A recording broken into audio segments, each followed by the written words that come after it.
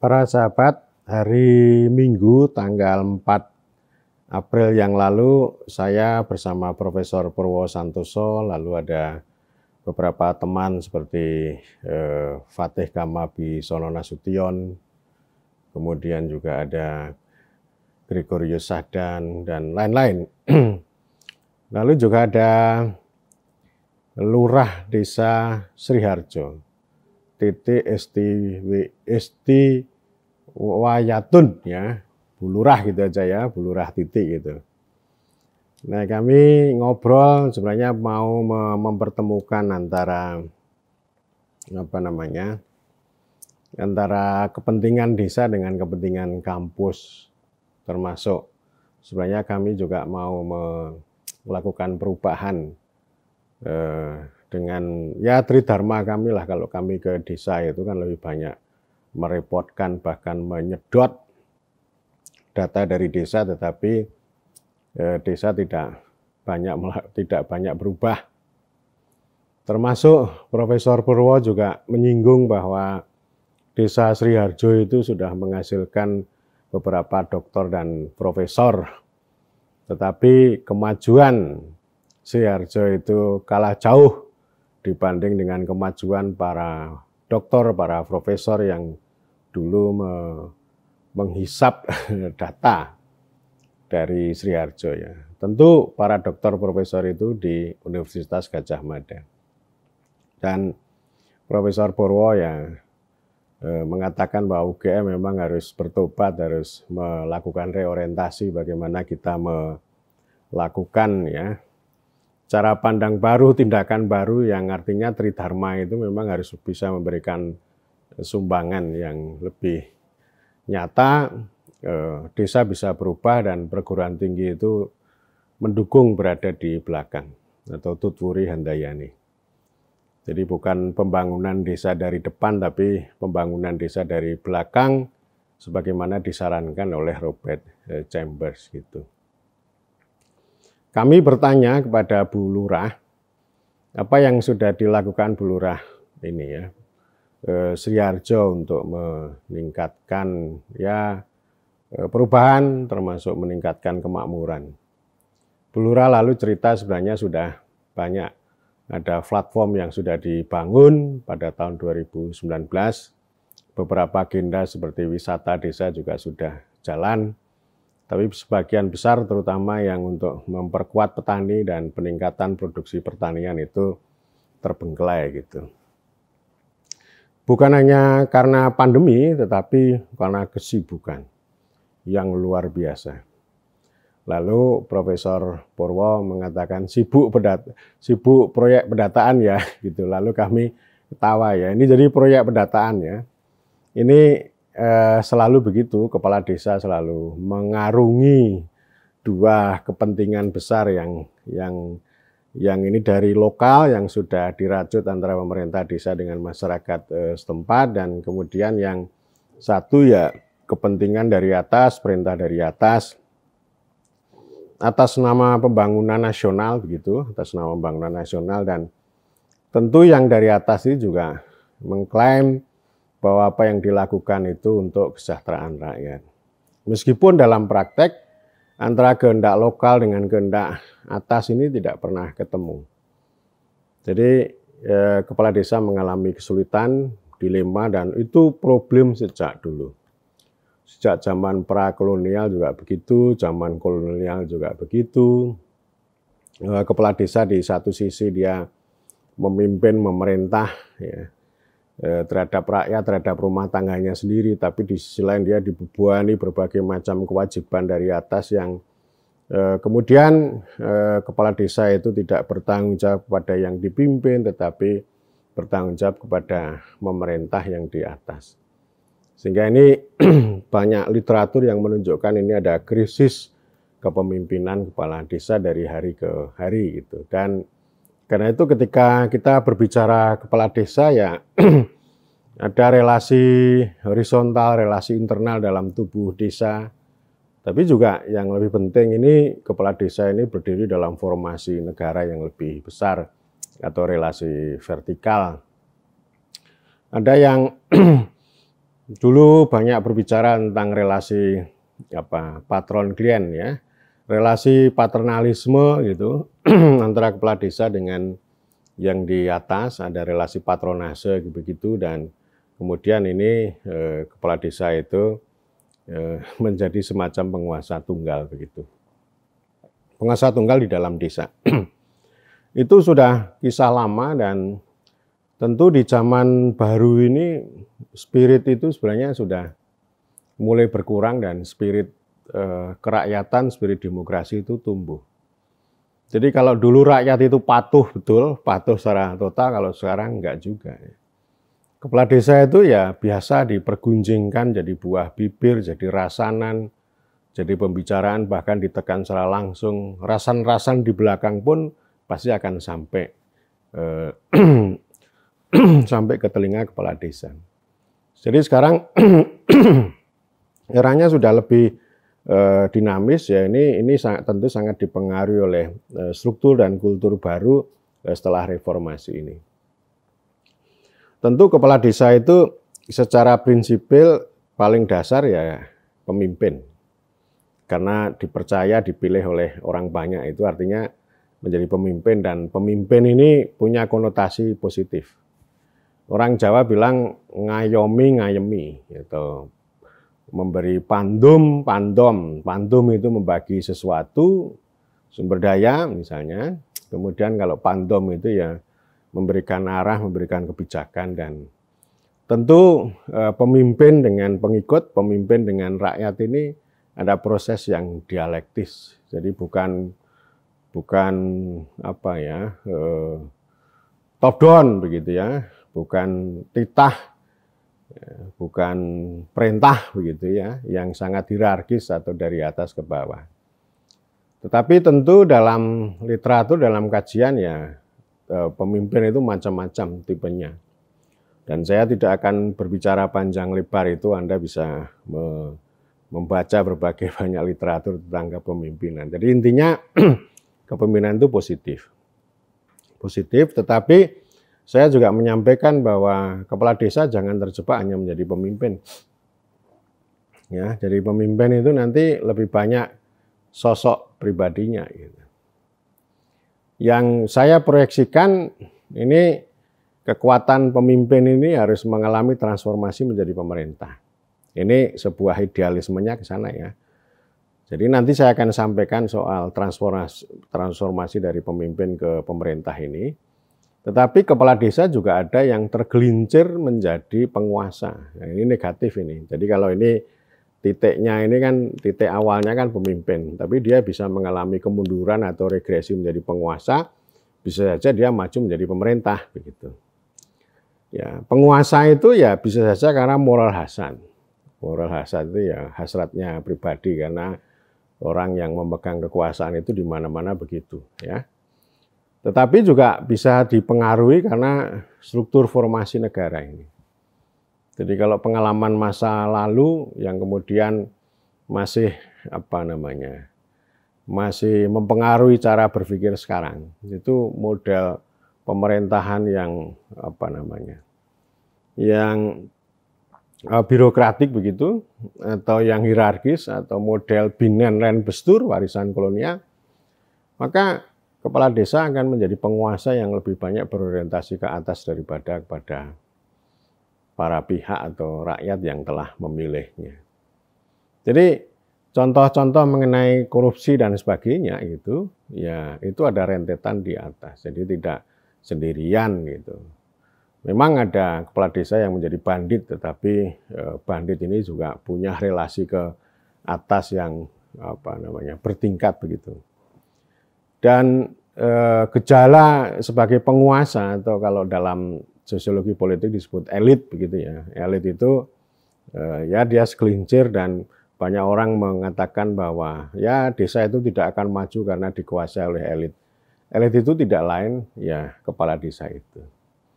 Lalu seorang teman mengatakan, bagaimana cara, ya menyampaikan pada saya, Mas, bagaimana cara mengamputasi kepala desa yang bandit itu.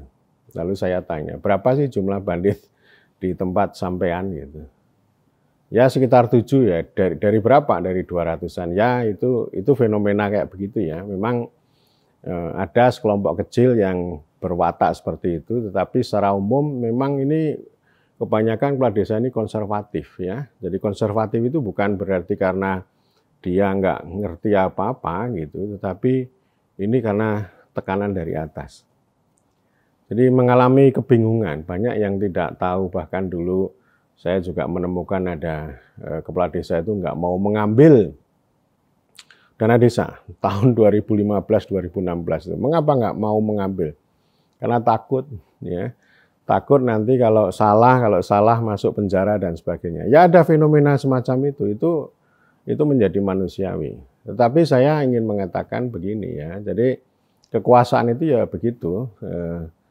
Ada yang kemudian berwatak binatang, berwatak setan, tapi juga ada yang konservatif.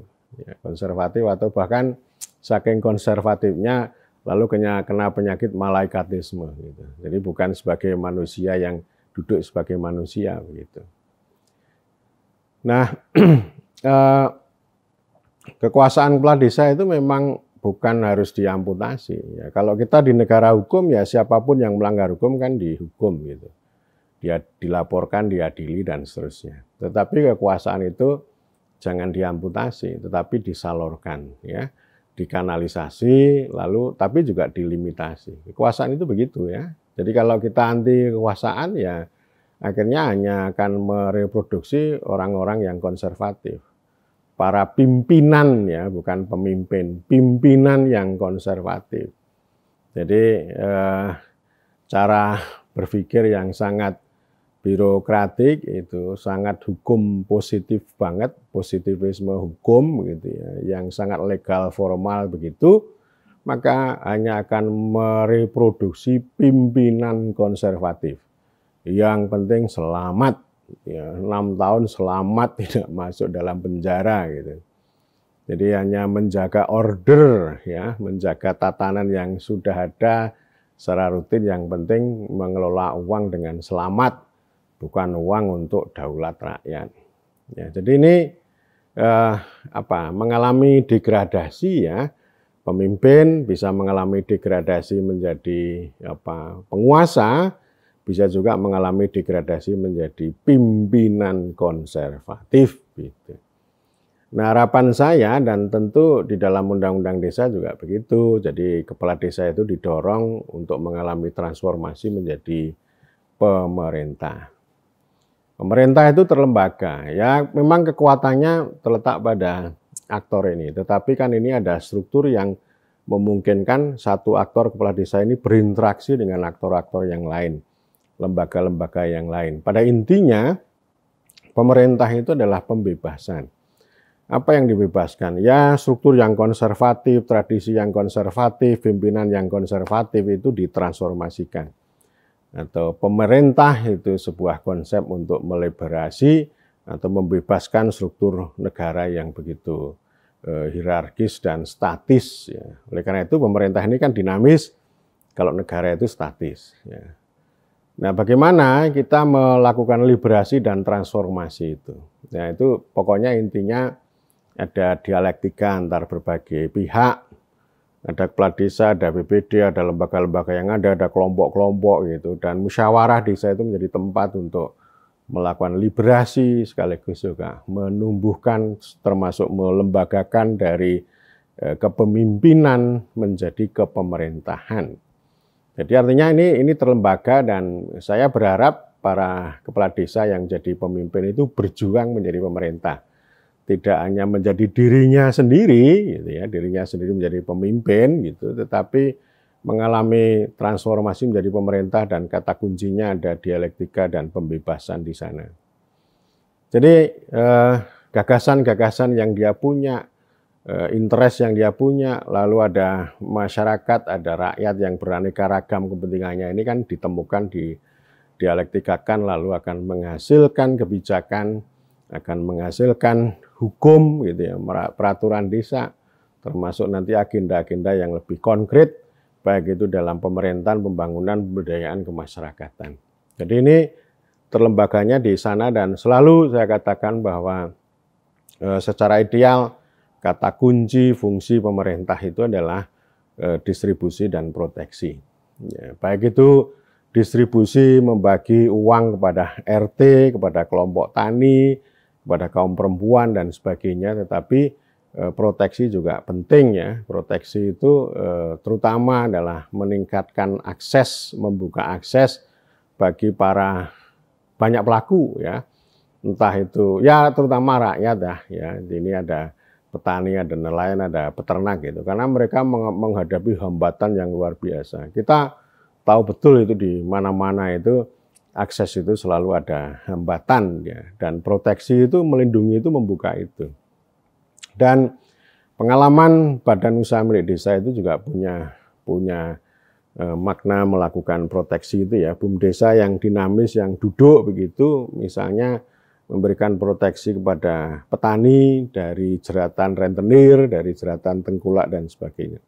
Jadi ini peran-peran yang bisa kita lakukan dan kemarin waktu diskusi saya, Profesor Purwo, lalu Mbak Lurah, Bu Lurah Titi itu mengarah ke sana. Bagaimana pemerintah desa itu duduk menjalankan fungsi distribusi dan proteksi itu. Dengan memanfaatkan institusi-institusi yang ada, termasuk Badan Usaha Milik Desa. Nah kalau pemimpin itu biasanya kan nggak sanggup atau mungkin malas untuk menghadapi struktur yang sulit itu, sehingga lalu dia akan bertindak menjadi pemimpin yang populis, yang merakyat, yang berbagi banyak pada rakyat, tetapi tidak sanggup memberikan proteksi atau membuka akses kesempatan bagi banyak orang, termasuk meningkatkan surplus atau nilai tambah, entah itu petani, peternak, UMKM, dan seterusnya. Gitu ya. Nah tentu ini skalanya ya skala lokal ya, paling tidak misalnya bagaimana bisa memotong mata rantai ya, mata rantai ini perdagangan Kobe School ya, yang ini diceritakan oleh sahabat Syarif Arifaid dari Lembaga Strategi Nasional.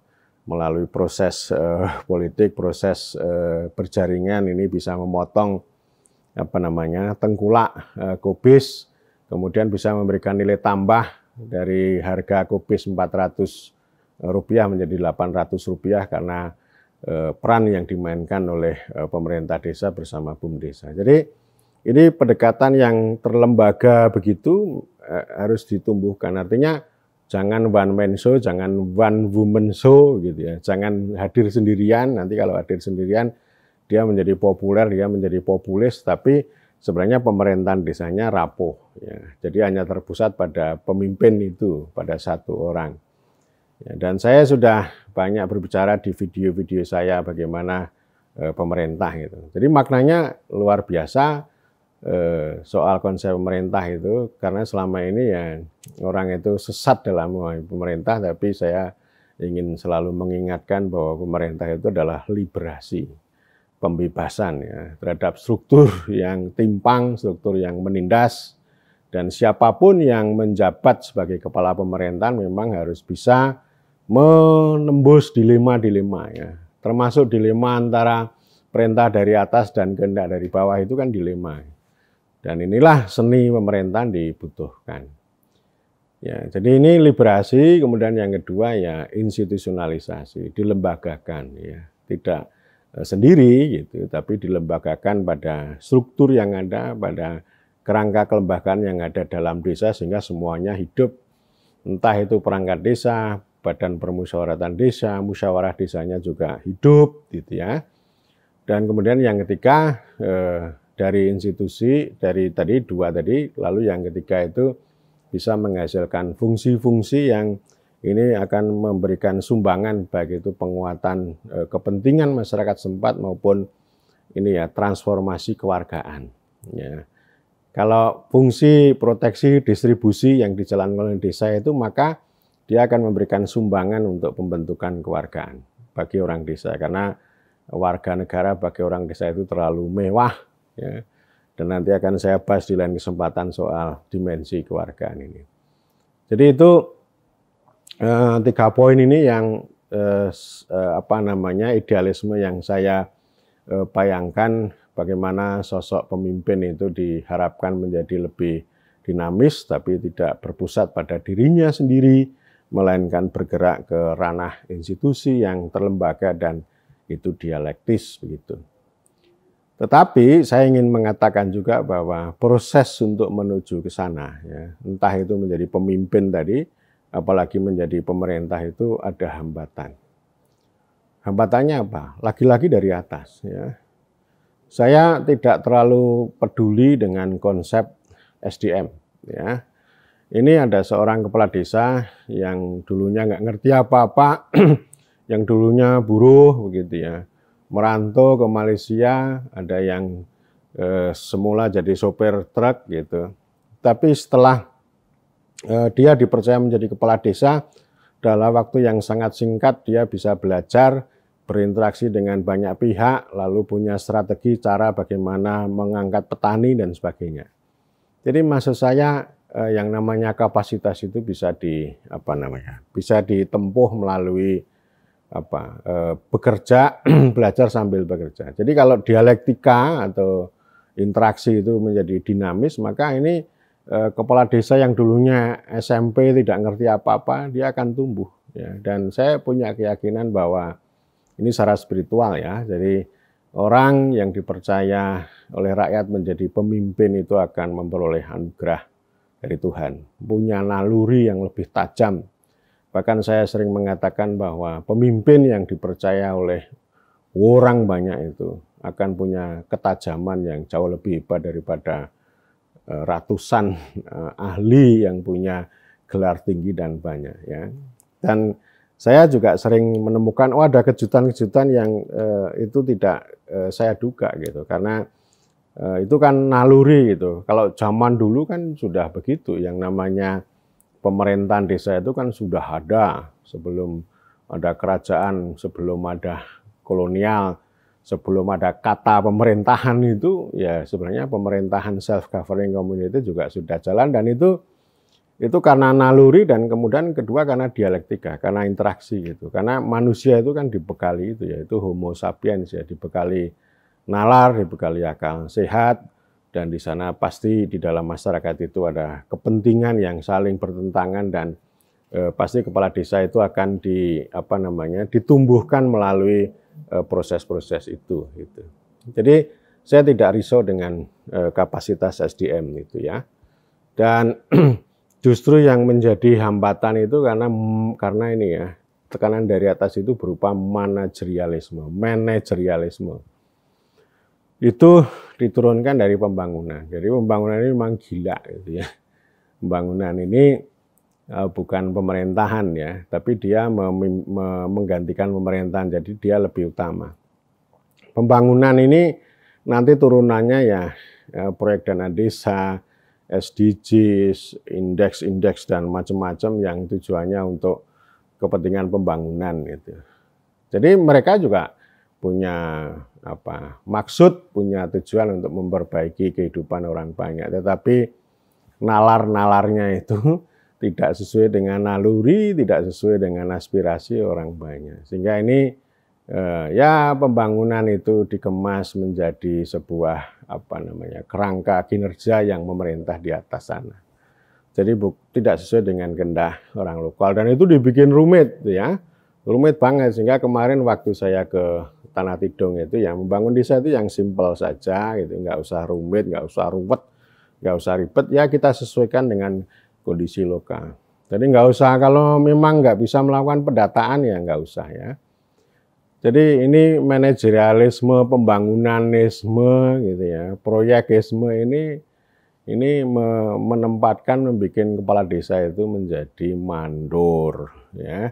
Kalau dulu zaman kapitalisasi, zaman kapitalisme, kolonialisme itu kepala desa dibikin menjadi mandor kebun. Kalau sekarang dalam proyek dana desa beserta proyek-proyek ikutannya itu kepala desa dibikin menjadi mandor proyek gitu ya. Mandor proyek itu macam-macam ya, proyek dana desa, proyek SDGs, proyek pendataan, proyek aplikasi, proyek ngisi form, proyek bikin indeks, proyek pelaporan. Jadi proyek ini ya. Nah, proyek itu nggak mengubah apa-apa. Itu malah mendistorsi. Jadi manajer lah. Jadi kalau bahasa kerennya itu, kalau bahasa apa namanya gaulnya mandor, kalau ini manajer. Dan manajer itu kan itu lebih cocok untuk meningkatkan produk-produk itu di pabrik itu. Jadi artinya ini desa ini dipandang seperti pabrik gitu, dan nanti kepala desa itu jadi manajernya. Yang penting ada produktivitas. Produktivitasnya apa? Ya data itu. Data itu produktivitas, apa namanya, nanti semuanya terukur, uang digunakan untuk apa, kemudian infrastrukturnya apa yang dihasilkan, kemudian BUMDesanya berapa, menghasilkan apa, produknya apa, macam-macam. Pokoknya semuanya dibikin seperti itu, dibikin angka-angka itu, dan itu dilaporkan ke atas. Gitu. Jadi akuntabilitasnya bukan pada relasi antara kepala desa dengan rakyat, itu bukan relasi kepala desa, pemerintah desa dengan warga, bukan, tetapi desa dengan yang di atas. Ya. Jadi laporannya dilihat dari ya akuntabilitasnya dilihat dari laporan, gitu, bukan pada sesuatu yang konkret. Ya. Metodenya juga bukan melihat bagaimana apa bukti-bukti yang konkret, narasi yang nyata yang dari rakyat, tapi yang penting laporan segini ini gitu. Dan itu orang sana puas banget kalau laporannya bagus, kemudian outputnya bertambah gitu. Nanti kalau sudah begitu akan diverifikasi, akan dicek dari angka itu, lalu desa akan, oh ini desa ini berubah nih statusnya dari desa apa, dari desa berkembang menjadi desa maju, dari maju menjadi mandiri, yang dari sangat tertinggal menjadi tertinggal. Jadi ukurannya ukuran kayak begitu, ya. Ukuran indeks kayak gitu. Jadi perubahan kemajuan desa itu hanya dilihat dari angka-angka indeks, yang itu indeks itu adalah kerja-kerja proyek pembangunan, dan kepala desa itu ditempatkan, dibikin gitu secara manajerialisme itu menjadi mandor proyek. Ya, kalau sudah begitu ya nanti desa itu tunggang langgang, nggak akan banyak berubah, strukturnya nggak berubah, institusinya nggak berubah, kehidupannya ya begitu-begitu. Gitu. Ya kita lihat, kita dalami dalam kehidupan petani pasti akan denyut itu akan terasa. Kalau orang yang sibuk melakukan pendataan kan dia tidak akan menemukan denyut kehidupannya petani, yang itu sebenarnya menjadi basis kekuasaan kepala desa. Saya kira gitu, jadi poin ini, video ini akan saya berikan judul, kepala desa dibikin menjadi mandor proyek.